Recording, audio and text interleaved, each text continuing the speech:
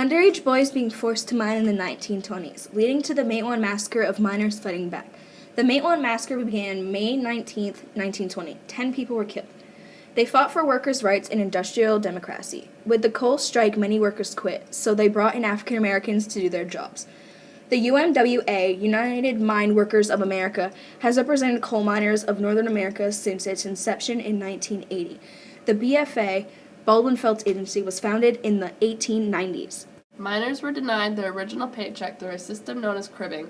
With poor conditions and low wages in the 1800s, most workers in industries developed unions.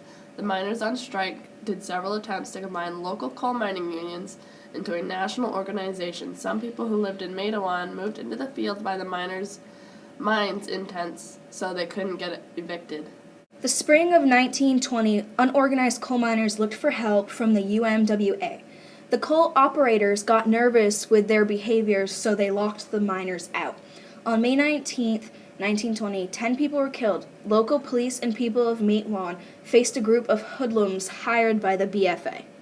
The miners got paid in tokens that could only be used at the general store, so they raised the store prices so they could get their money back. The miners had been pushed to their limits. Tension hung heavy in the air. A group of Baldwin Felts detectives arrived on the morning train to evict families living at Stone Mountain Coal Camp, just outside of Matewan. The BFAs were deputized by hard-pressed local sheriffs to maintain law and order, but local coal operators increasingly used them to prevent organization of miners by the UMWA. When the Baldwin Felts detectives started evicting people, the massacre began. 10 people died when fighting for the workers' rights. Miners refused to work in the mines because pay was very low and it was a dangerous job. The UMWA didn't take place with getting involved or to get organized until the 1930s. The Baldwin Felts agents weren't very concerned with the coal miners' safety. Just as long as they kept mining, they were happy. Governor Cornwell ordered the police to control Matewan. Stitt and his men cooperated and handed over their guns at the hardware store. The miners getting encouraged by their success by getting the BFA out of Matewan.